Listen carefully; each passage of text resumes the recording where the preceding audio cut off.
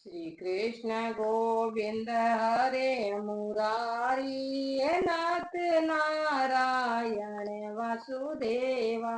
श्री कृष्ण गोविंद हरे मुरारी नाथ नारायण वासुदेवा। श्री कृष्ण गोविंद हरे मुरारी नाथ नारायण वासुदेवा। श्री कृष्ण गोविंद हरे मुरारी नाथ नारायण वासुदेवा। श्री कृष्ण कन्हैया लाल की जय। बाके बिहारी लाल की जय। श्री राधा जी के सरकार की जय हो। श्री राम। कर्पूर घोरम करुणावतारम संसार सारम भुजगेन्द्रहारम सदा वसन्ते हृदयारविन्दे भव भवानी सहित नमामि। मंगलम भगवान विष्णु मंगलम गरुड़ ध्वज मंगलम पुंडरीकाक्ष मंगलम तनोहरि मंगलम मंगलमे शिवे स्वार्थ साधिके शरण्ये रंबिके गौरी नारायणी नमोस्तुते। तुम्ही हो माता पिता तुम्ही हो बंधु सखा तुम्ही हो विद्या द्रविणम तुम्ही हो सर्वम मम देव देवा। श्यावरे रामचंद्र भगवान की जय हो। तो आइए बड़े कथा की ओर। तो कल की कथा थी धुंधकारी की प्रेत योनि से छुटकारे की। तो गौकर्ण जी महाराज ने कथा आरंभ की। जैसे ही कथा का 7 दिन समाप्त हुआ और 7 गांठ के बांस एक एक करके फूट गया और धुंधकारी प्रेत योनि से छुटकारा मिला और भगवान की परम धाम को गया।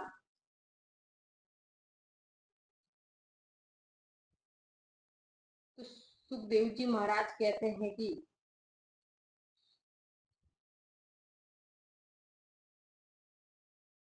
यह भागवत कथा रूप तीर्थ संसार के कीचड़ को धोने में बड़ा ही पदु है।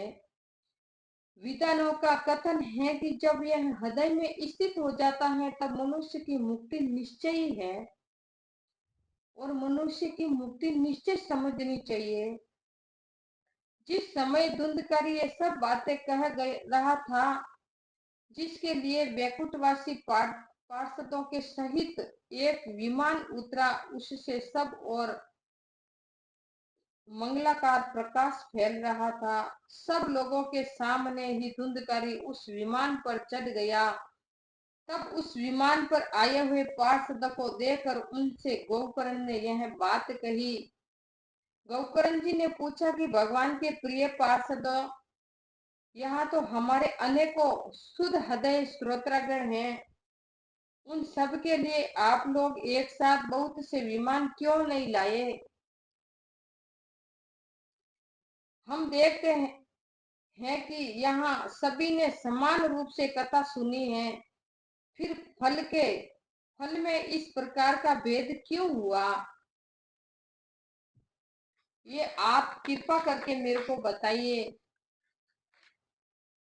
भगवान के सेवकों ने कहा कि हे मानद, इस फल भेद का कारण इसी के शरण भेद का ही है। यह ठीक है कि शरण तो सबने समान रूप से किया है, किंतु इसी के जैसा मनन नहीं किया है। इसी से एक साथ भजन करने पर भी उसके फल में भेद रहता है। इस प्रेत ने 7 दिनों तक निराहार रहकर स्मरण किया और कथा सुनी। विषय का स्थिर चित्त से यह खूब मनन नित्यासन भी रहता था।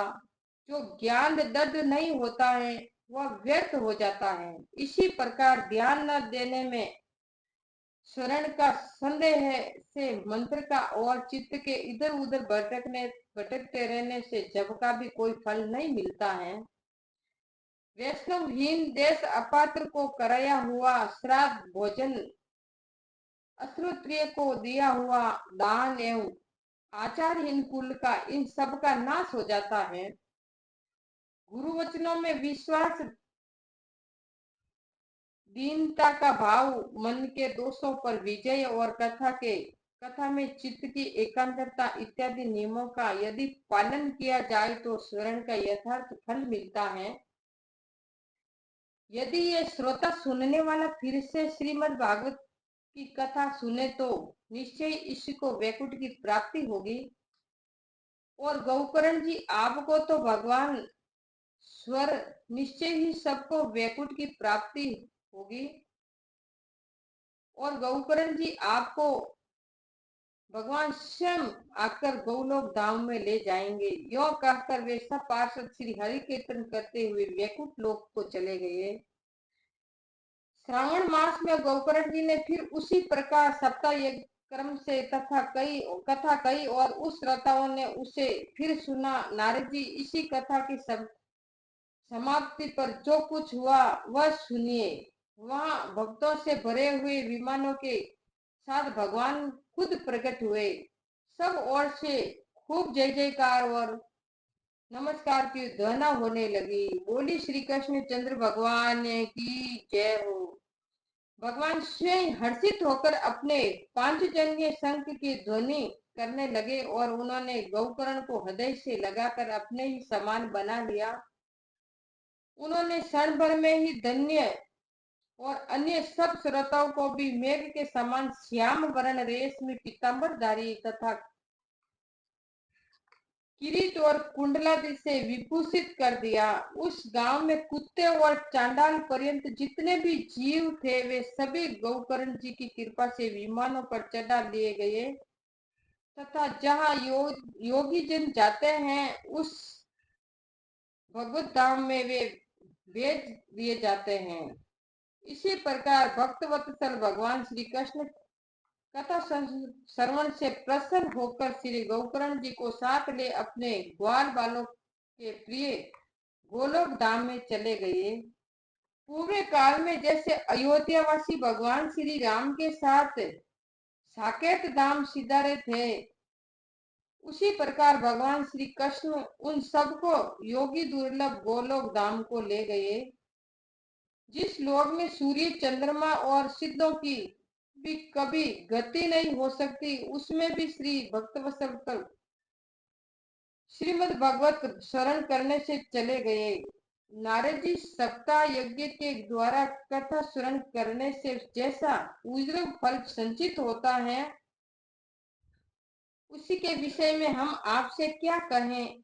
अजी जिन्होंने अपने कर्णपुट से गौकर्ण जी की कथा के एक क्षण अक्षर का भी पान किया था वे फिर माता के गर्भ में नहीं आए थे। देखो भगवान की कैसी कृपा है और कथा का कैसी महिमा है। और योग व्यास से भी नहीं पा सकते हैं उसे वे सप्ताह स्वरण से सहज में ही प्राप्त कर लेते हैं।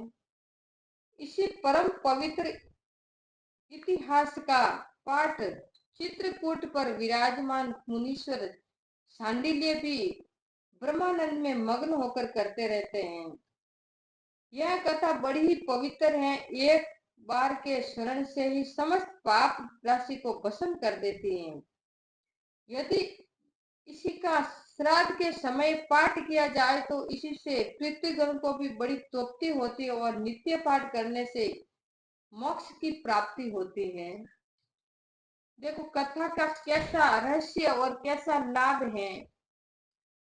जो श्राद्ध पक्ष में इस कथा को सुनते हैं और पढ़ते हैं उसके पूर्वजों पितृगण को भी मोक्ष की प्राप्ति होती है।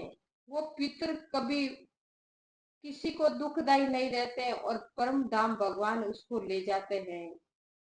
कथा का ऐसा लाभ मिलता है, और जो नित्य प्रति अपने घर में इस कथा का स्मरण पाठन पूर्वक करता है, उसको फिर माँ के गर्भ में नहीं आना पड़ता है। तो मेरे प्यारे भाई बहनों, ये कथा ऐसे अपन को समझाती है कि यह मनुष्य अवतार दुख रूप है, और इस दुख रूप से छुटकारा पाने के लिए इस कथा का स्मरण करना चाहिए और मनन करना चाहिए। इसीलिए अपने मेरे को और आपको, हम लोगों को सबको कथा का स्मरण करना चाहिए और पाठ करना चाहिए।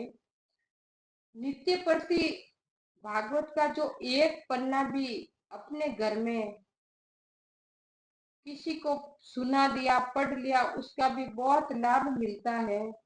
इसीलिए अपने घर में भागवत का पाठ जरूर